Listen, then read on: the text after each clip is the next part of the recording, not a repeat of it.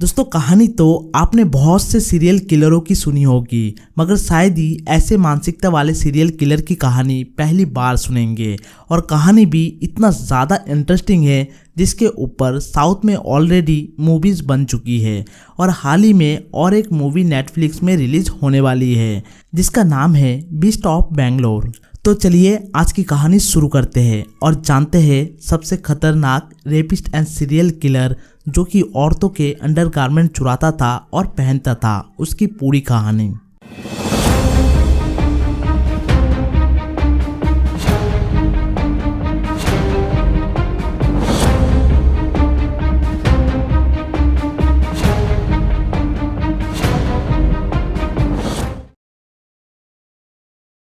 Hello दोस्तों, मेरा नाम है मंगलदीप और आप देख रहे क्राइम एफएम। उमेश रेड्डी, जिसका जन्म होता है 1959 में कर्नाटका के चित्रदुर्गा डिस्ट्रिक्ट के एक छोटे से गांव में, मगर शुरुआत के 30 साल आम आदमी की तरह अपनी जिंदगी को जीता है और इसी बीच उसको सीआरपीएफ में जॉब मिल जाती है और उसकी पोस्टिंग जम्मू एंड कश्मीर में कमांडेंट के घर एज अ सिक्योरिटी गार्ड होती है।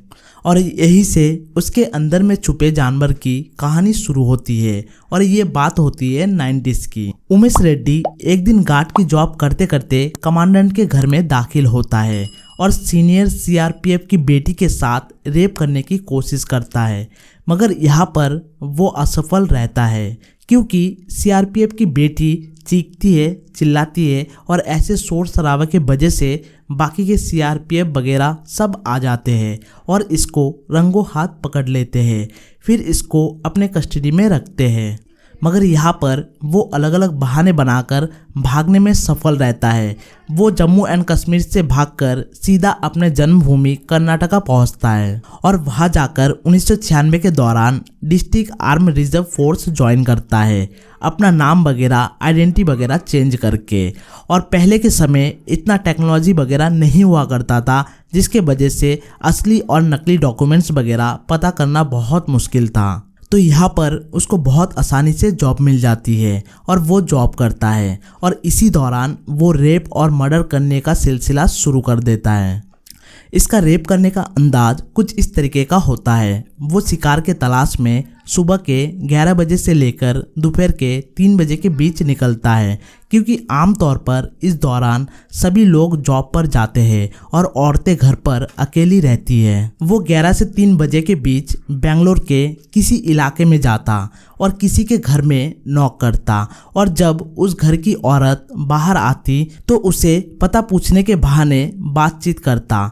फिर वो उन औरतों से बोलता, मुझे बहुत प्यास लगी है, पानी पिला दो। तो वो औरतें जब भी पानी के लिए घर में घुसती तो ये भी इसी बीच घर में दाखिल हो जाता और घर वगैरह बंद करके चाकू दिखाकर उनके साथ जोर जबरदस्ती करता, रेप करता और फिर गला दबाकर जान से मार देता। जान से मारने के बाद उन औरतों के अंडरगारमेंट्स अपने साथ ले जाता निशानी के तौर पर। इसके अलावा किसी को मारने के बाद उसके बदन में जितने भी गहने वगैरह होते थे उनको भी खोलकर ले जाता, जिससे पुलिस वगैरह को लगे जो ये मर्डर लूटपाट करने के लिए ही किया गया है। इस तरीके से 8 से 10 दिन बाद ही अलग अलग इलाके में जाता और ऐसे वारदात को अंजाम देता। इस तरीके से ये सिलसिला इतना बढ़ जाता है कि बेंगलोर के आसपास के इलाके में एक दहशत फैल जाती है लोगों के अंदर, जो 11 से 3 बजे के बीच कोई भी अनजान इंसान घर को नॉक करे तो घर किसी भी हालत में नहीं खोलना। मगर 1996 में ही एक लड़की के साथ रेप करने की कोशिश करता है, मगर उमेश रेड्डी यहाँ पर असफल रहता है क्योंकि लड़की अपने बचाव के लिए पत्थर उठाकर उमेश रेड्डी को मारता है और उमेश रेड्डी घायल हो जाता है और गिर जाता है। फिर वो लड़की वहाँ से भाग जाती है। इस घटना के 2 दिन बाद ही उसी इलाके में एक 16 साल की लड़की के साथ उमेश रेड्डी का मुलाकात होती है और वो उस लड़की के साथ रेप करता है और वहाँ से भाग जाता है, मगर वो इस बार इस लड़की को नहीं मारता है। इस घटना के करीबन 1 महीने बाद वही आसपास के इलाके में एक जगह परेड होता है और वहाँ पर डिस्ट्रिक्ट आर्म रिजर्व टीम भी होती है, जिसमें उमेश रेड्डी भी शामिल होता है। और संयोग से वहाँ पर वो 16 साल की लड़की भी शामिल होती है जिसका इसने हाल ही में रेप किया होता है। लड़की उमेश रेड्डी को देखते ही पहचान जाती है और वो हल्ला मचाती है। जितने भी वहाँ पर पुलिस सिक्योरिटी वगैरह होते हैं सबको बताती है जो इसने मेरा रेप किया है, तो उसको तुरंत ही गिरफ्तार कर लिया जाता है। ये पहली बार होता है जो इसकी गिरफ्तारी होती है।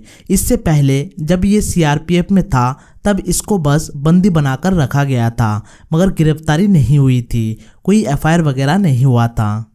गिरफ्तार होने के बाद डिस्ट्रिक्ट आर्म रिजर्व से इसको निकाल दिया जाता है। इस पर कोर्ट पर मुकदमा चलता है और कोर्ट के आदेश से जब इसको एक जेल से दूसरे जेल ले जाया जाता है तो रास्ते में उमेश रेड्डी पुलिस वालों को बोलता है जो किसी ढाबे में रोको, मैं आप सबको चिकन खिलाऊंगा, दारू पिलाऊंगा और मुझे भूख लगी है, मैं कुछ खाना खाऊंगा। तो पुलिस भी इसके बातों में आ जाती है और एक ढाबे में गाड़ी को रोकती है। फिर उमेश रेड्डी पुलिस से बोलता है जो हथकड़ी तो खोल दो, मुझे थोड़ा वॉशरूम जाना है। तो जैसे ही पुलिस हथकड़ी खोलता है वो वहां से पुलिस को चकमा देकर रफू चक्कर हो जाता है और बड़ौदा पहुंचता है। वहां पहुंचकर 10 से 15 दिन के अंदर ही 3 अलग अलग लड़कियों के साथ रेप करता है और उनको जान से मारता है।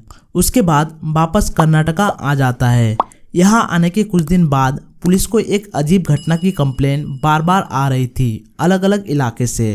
कंप्लेन ये थी महिलाओं के अंडरगारमेंट्स छत से चोरियां हो रही थी। पुलिस भी हैरान हो रही थी, ये कैसा चोर है जो ऐसे लड़कियों के अंडरगारमेंट्स वगैरह चुरा रही है। फिर ऐसे चलते चलते एक दिन उमेश रेड्डी एक छत से एक औरत का अंडरगारमेंट चुरा रहा था, तो उसको चोरी करते हुए उस घर के लोगों ने देख लिया। सबने चोर चोर करके चिल्लाया तो वो डर के मारे छत से छलांग लगा दिया और नीचे गिर गया। उसके पैर में मोच आ गई और वो भाग नहीं पाया। लोगों ने उसको वहीं पर धर दबोचा। उसके बाद उसको थाने ले जाया गया। वहां जाकर पुलिस ने इससे नाम पता वगैरह पूछा तो वो अपना झूठा नाम बताया। फिर पुलिस ने इसके कपड़े उतरवाए तो पाया गया ये लड़कियों के पैंटी और ब्रा पहना हुआ है। ये देखकर पुलिस के भी होश उड़ गए, जो क्या अजीब इंसान है। फिर पुलिस उमेश रेड्डी के घर पहुंची और तलाशी करने लगी तो पाया घर पर लड़कियों के अंडरगारमेंट्स के ढेर जमाए रखा है। अब यहाँ पर पुलिस को अंडरगारमेंट चोरी होने का रीज़न मिल चुका था। इसके बाद पुलिस उमेश रेड्डी का रिकॉर्ड खंगालती है तो पाती है जो ये वही बंदा है जो कि डिस्ट्रिक्ट आर्म रिजर्व में काम करता था। इसके खिलाफ काफ़ी केसेस है, रेप का, मर्डर का, पुलिस को चकमा देकर भागने का। पुलिस दोबारा इसके खिलाफ चार्जशीट बनाती है और कोर्ट में पेश करती है और जेल भेज देती है। इस बीच एक बार अदालत में पेशी के दौरान दोबारा पुलिस को चकमा देकर भाग जाता है और ये 1999 की बात होती है। इस बार पुलिस के ऊपर काफ़ी उंगलियां उठती है, उनके काम पर उंगलियां उठती है जो एक सीरियल किलर बार बार उनके हिरासत से कैसे भाग रही है। इस बार भागने के बाद फिर से एक महिला का रेप और मर्डर करता है, मगर इस बार जिसका रेप और मर्डर करता है वो एक बहुत बड़ा इनकम टैक्स ऑफिसर की बीवी होती है। इस बार पुलिस भी चुप नहीं बैठती है। उमेश रेड्डी का पोस्टर बनाया जाता है और हर इलाके में जगह जगह दीवारों पर लगा दिया जाता है। साथ ही में हर न्यूज़पेपर में इसकी तस्वीर छापी जाती है और लिखी जाती है किसी को भी ये बंदा दिखे तो तुरंत ही पुलिस को सूचित किया जाए। तो इस तरीके से पुलिस को काफ़ी कॉल आता है जब भी उमेश रेड्डी की तरह मिलता जुलता कोई बंदा उनको दिखता था, मगर जब पुलिस उन बंदों तक पहुंचती थी तो पता चलता था वो उमेश रेड्डी नहीं है। तो ऐसे चलते चलते 17 मई 2002 को ये दूसरे शहर से ट्रेन के माध्यम से बेंगलोर यशवंतपुर रेलवे स्टेशन पहुंचता है और वहां पहुंचकर क्लॉक रूम स्टेशन में ही अपने कपड़े सामान सब कुछ जमा कर देता है। तब रात के 7:30 से 8 बजे का समय होता है। वो स्टेशन से बाहर निकलता है और पास ही में एक सैलून पहुंचता है अपने बाल दाढ़ी वगैरह कटवाने के लिए, मगर यहाँ पर एक ऑटो वाला इसको देखकर पहचान जाता है जो ये वही बंदा है जिसका पोस्टर हर जगह लगा हुआ है। तो वही पास ही में एक पुलिस वाला अपना ड्यूटी करता है, तो वो ऑटो वाला उस पुलिस वाले को उमेश रेड्डी के बारे में बताता है। तो पुलिस तुरंत ही अपने टीम को इन्फॉर्म करती है और उस सैलून को चारों तरफ घेर लेती है और उसको धर दबोचती है। और यह आखिरी बार होता है जब ये पकड़ा जाता है। अब इसको पुलिस स्टेशन ले जाया जाता है और इससे पूछताछ की जाती है। इससे पूछा जाता है आज तक इसने क्या क्या किया, कितने लोगों को मारा, कितने लोगों के साथ रेप किया, कितने जगह चोरियां लूटपाट की, सब कुछ। तो ये बताता है उसको जितना याद है उस हिसाब से करीबन 20 लोगों को मारा और उनके साथ रेप किया। हालांकि आंकड़े 20 से भी ज़्यादा हो सकते हैं, मगर उसको बस 20 लोगों तक ही याद है। उसमें से भी पुलिस को बस 9 लोगों के खिलाफ ही सबूत वगैरह जुटा पाती है। पुलिस इससे पूछती है जो ये ऐसा क्यों करता था, तो ये साफ साफ बोलता है मेरे अंदर अचानक जानवर जैसा कुछ जगता था और मैं शिकार के तलाश में निकल पड़ता था।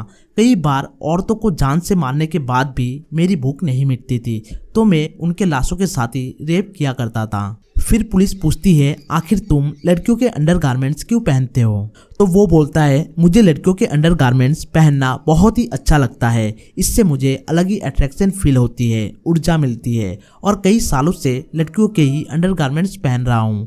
और मैंने आज तक जितने भी अंडरगारमेंट्स पहने हैं सभी चुराकर या तो रेप मर्डर करने के बाद उनका अंडरगारमेंट्स अपने साथ लेकर आता था।